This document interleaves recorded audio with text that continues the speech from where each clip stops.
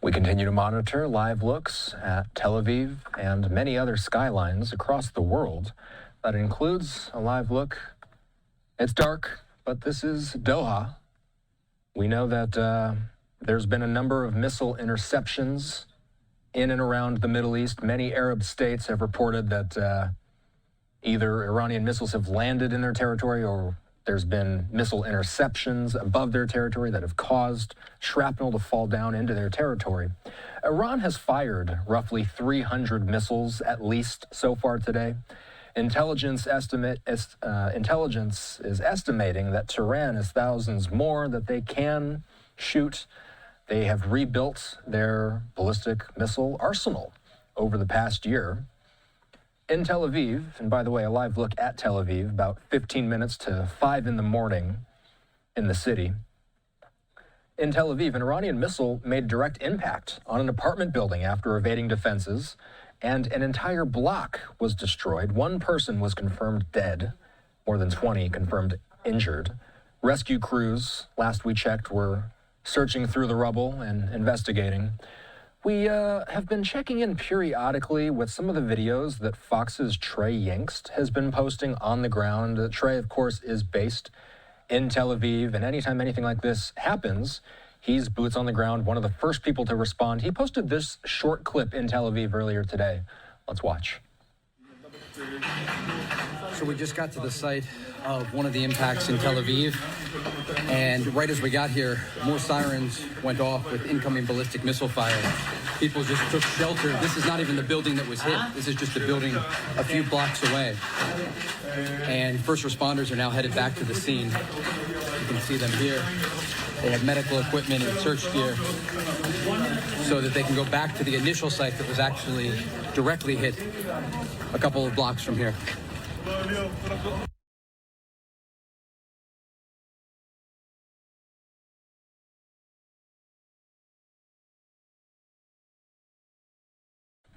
All right, looked like we lost the audio on that for a little bit, but what I wanted to do here, I wanted to reference something that I talked about before the commercial break.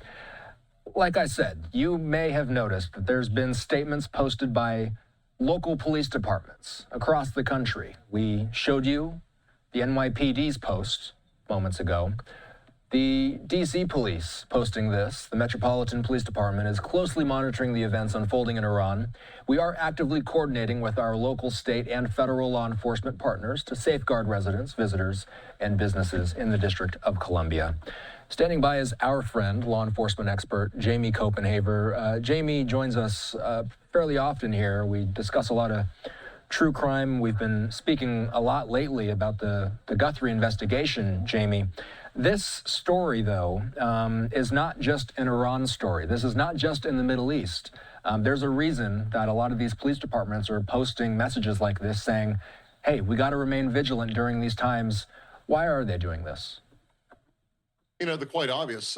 If you go back in time, you'd heard the Secretary of Homeland Security come out with grave concerns of potential bad actors coming across that southern border, Austin. We've heard that a bunch over the past 2 or 3 years. And, you know, we've heard through the FBI that there's some bad actors that are here that could pose some harm to the homeland. Going back just a few months ago, they actually interrupted and disrupted a organization that were training in the desert to come and do, you know, obviously harm to the homeland. So all of the above, and the bells and whistles are going off in D.C. with our intelligence apparatus. Secret Service sending this out, saying increased security near protected sites. The U.S. Secret Service is actively monitoring the situation in Iran and remains in close coordination with our federal and local partners. What does the average American need to be vigilant about while this is all going on? You know, pretty common sense. If you're out and about, let's say you're in a mall setting, you go to the movies, you're out to dinner, just know your surroundings. Don't be in fear. Don't be afraid, but just know your exits, know your entrance, you know, try to maybe stay away from those large crowds, if you will. You know, if you're in a movie theater, you're going to have a large people of personnel in that movie theater, but know the exits, Austin, just in the event something happens. And moreover, you know, if someone would have a heart attack, you would have to respond to that in some way. So we always should be aware of our surroundings, know the exit points, stay away from the large crowds. And if you see something, pick up the phone and call. Let the authorities determine if it's legitimate or not legitimate. Are there specific types of targets that receive extra attention? Yeah, I mean, you're looking at airports, any modes of travel. We're looking for those soft targets, if you will. We've been preaching soft targets for years. These malls, there's zero entry points where you're search for any items or backpacks. You walk freely about the mall, but certainly any areas of a soft target. The entrance to the airport is not controlled by the TSA. You can go there and loiter with a backpack. And sort of move freely in that entrance to the airport. The movie theaters, we've seen that, unfortunately, in the past, where we have a mass event at a movie theater. So it's really, truly all the above with these soft targets. And like I said, just use some good common sense. If you're going out for the evening, you've got to know the exit points. You've got to know your surroundings. And the biggest thing, Austin, if you see something that just doesn't look normal, pick up the phone and call 911. And at least report that. You may actually save a life.